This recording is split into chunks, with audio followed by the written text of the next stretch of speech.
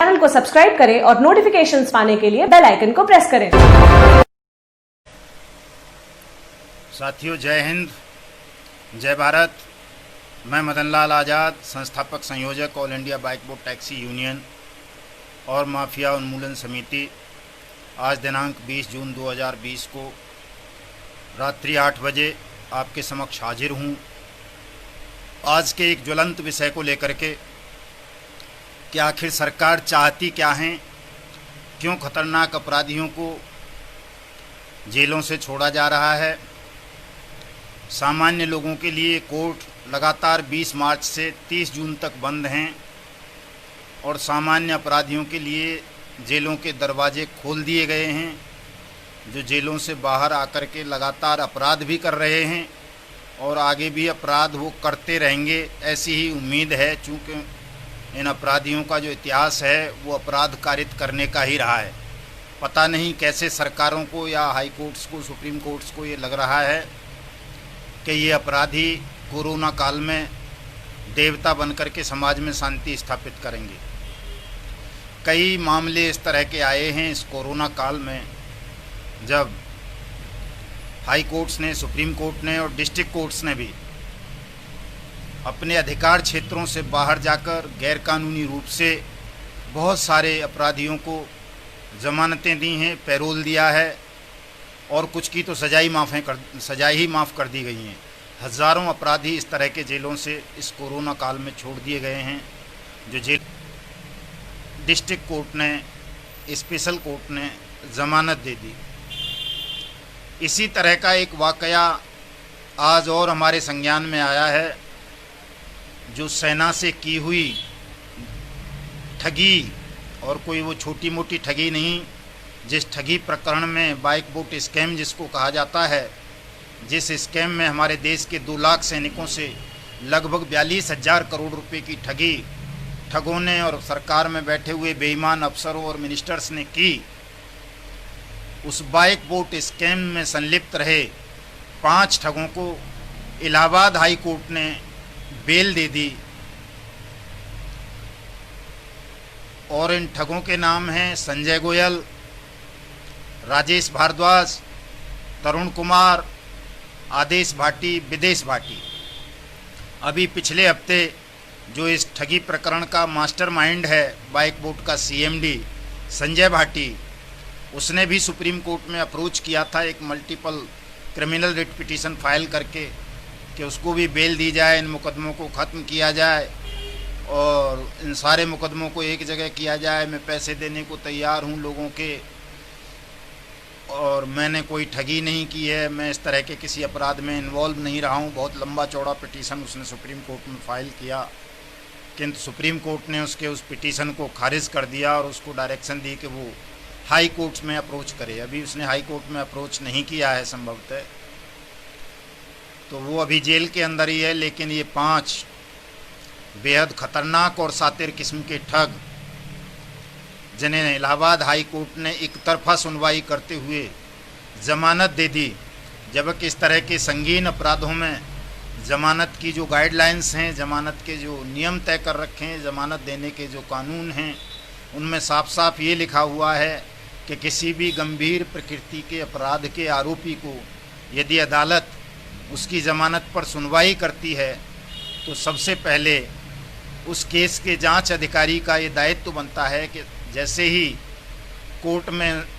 कोई आरोपी अपनी ज़मानत याचिका दाखिल करे, तो वो इन्वेस्टिगेशन ऑफिसर, इन्वेस्टिगेशन एजेंसीज सबसे पहले उस मामले के शिकायतकर्ता को, पीड़ित पक्ष को सूचित करेगी और प्रॉपर टेलीफोनिक माध्यम से भी, लिखित माध्यम से भी ये बताएगी कि फ़लाँ आरोपी ने फ़लाँ तारीख में ज़मानत याचिका फ़लाँ कोर्ट में दाखिल की है और उसकी ज़मानत याचिका पर फ़लाँ जज साहब के समक्ष फ़लाँ डेट में फ़लाँ समय सुनवाई होगी, और पीड़ित या शिकायतकर्ता चाहे तो उसकी ज़मानत याचिका का कोर्ट में पेश होकर के विरोध कर सकता है। दूसरी गाइडलाइन और है कि यदि किसी मामले में कोई आरोपी फरार हों और कुछ आरोपी जेल में हों, तो ऐसे मामलों में भी कोर्ट किसी भी आरोपी को, चाहे वो जेल से बाहर हों या जेल के अंदर बंद हों, उन्हें ज़मानत नहीं देता, उनकी ज़मानत याचिका पर सुनवाई नहीं करता जब तक कि तमाम आरोपी पुलिस के समक्ष, कोर्ट के समक्ष आत्मसमर्पण ना कर दें या पुलिस उन्हें गिरफ्तार करके जेसी में ना भेज दे। इस बाइक बोट स्कैम में ऐसा हुआ कि इसमें जो 85 आरोपी हैं, जिनमें कुछ बेईमान ऑफिसर्स हैं, बेईमान मिनिस्टर्स हैं और बहुत सारे बेईमान नेताएं हैं, ठग तो हैं ही 58-59 के करीब, जिनमें से कुल 12-13 ठग यूपी की गौतम बुद्ध नगर जिला जेल में थे। बाकी काफ़ी फरार थे, जिनमें से 10-12 के ऊपर उत्तर प्रदेश पुलिस ने 25-25 हज़ार रुपये का इनाम भी घोषित किया हुआ था। और देश भर में हज़ारों मुकदमे इन ठगों के खिलाफ भिन्न भिन्न राज्यों में, ईओडब्ल्यूज में, लोकल पुलिस थानों में, ईडी में दर्ज थे। केवल 10-12 मुजरिम जो है जेसी में थे। उसके बावजूद न तमाम मुजरिमों की गिरफ्तारियां हुई, न उन्होंने सरेंडर किया, न पीड़ित पक्ष को सूचित किया गया इन्वेस्टिगेशन एजेंसी के द्वारा। उसके बावजूद कोर्ट ने, इलाहाबाद हाई कोर्ट ने एक तरफा कार्रवाई करते हुए 5 मुजरिमों को ज़मानत दे दी। एक तरफा सुनवाई करते हुए कोरोना का बहाना लेकर के ऑनलाइन पिटीशन पर उनके पर, ये बड़े मतलब दुख का विषय है, दुर्भाग्य का विषय है कि हमारी अदालतों को ठगों के या बेईमान अफसरों के दबाव में इतना नहीं रहना चाहिए। न्याय की कुर्सी पर बैठ कर के उन्हें न्याय करना चाहिए। और जिन लोगों की मेहनत की कमाई को, वो भी कोई सामान्य लोग नहीं, जो हमारी देश की सेना से जुड़े हैं, जो हमारे देश के सैनिक हैं, जिनका पैसा बड़ी मेहनत और रिस्क का होता है, जो सैनिक आज देश की सीमाओं पर तैनात हैं, वो अदालत में भी नहीं आ सकते। उनकी छुट्टियां भी कैंसिल हो गई हैं चाइना के साथ तनाव होने के कारण। पहले JNK के मसले को लेकर के पाकिस्तान सीमा पर तनाव चल रहा था और अब चाइनीज़ बॉर्डर पर तनाव चल रहा है। तमाम सैनिक भाइयों की छुट्टियां निरस्त कर दी गई हैं। तमाम सैनिक भाई इस देश की सीमाओं पर तैनात हैं। उनको बिना सुने, उनकी यूनियन का बिना पक्ष जाने, उनको बिना सूचना दिए ऑनरेबल इलाहाबाद हाई कोर्ट ने जो ये ज़मानत दी है 5 ठगों को, वो बिल्कुल अवैध है, गैरकानूनी है, निंदनीय है। और all India bike boat taxi union Allahabad high court के इस निर्णय के खिलाफ ऑनरेबल सुप्रीम कोर्ट में याचिका दाखिल करेगी। और कल हम उत्तर प्रदेश के मुख्यमंत्री योगी आदित्यनाथ को और वहाँ के DGP को भी पत्र लिखेंगे और उनसे अपील करेंगे कि वो इलाहाबाद हाई कोर्ट के इस फैसले को सुप्रीम कोर्ट में चुनौती दें या इलाहाबाद हाई कोर्ट में ही पुनरीक्षण याचिका दाखिल करके इन ठगों की ज़मानत याचिकाओं को निरस्त कराएं। और इन ठगों के साथ साथ उन ठगों को भी जो जेलों से बाहर घूम रहे हैं, जिन पर इनाम रखे हुए हैं, पुलिस ने उन तमाम ठगों को जेल के सींखों के पीछे कैद करें और इन ठगों की चल अचल संपत्ति को सील करके नीलाम करवा के हमारे पीड़ित भाई बहनों का पैसा अविलंब वापस दिलवाएं। कल इस तरह का पत्र हम उत्तर प्रदेश के मुख्यमंत्री और वहाँ के DGP साहब को लिखेंगे। यदि विद इन वीक 30 जून से पहले उत्तर प्रदेश सरकार इन ठगों के खिलाफ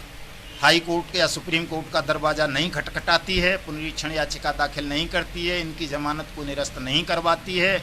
तो हम यूपी सरकार को और उत्तर प्रदेश पुलिस को भी पार्टी बनाएंगे और ये मान लेंगे कि वास्तव में ही उत्तर प्रदेश पुलिस और उत्तर प्रदेश सरकार का इन्वॉल्वमेंट इन ठगों के साथ रहा है। इसलिए तमाम ज़िलाधिकारियों ने, तमाम ज़िला के पुलिस कप्तानों ने जहाँ जहाँ बाइक बोट स्कैम की बाइक बोट टैक्सी की फ्रेंचाइजीज़ खुली, जिस जिस डिस्ट्रिक्ट में या जिस जिस तहसील में, उन फ्रेंचाइजीज़ का उद्घाटन करने के लिए ज़िला पुलिस कप्तान और ज़िला अधिकारी उस वक्त मौजूद रहे। उद्घाटन कार्यक्रमों में उन्होंने स्वयं अपने हाथों से उद्घाटन किए। इसलिए बहुतायत में हमारे सैनिक भाई, हमारे पुलिसकर्मी, अन्य सरकारी कर्मचारी, सामान्य मजदूर, किसान, छोटे मोटे व्यवसायी इन ठगों की बाइक बोट स्कीम के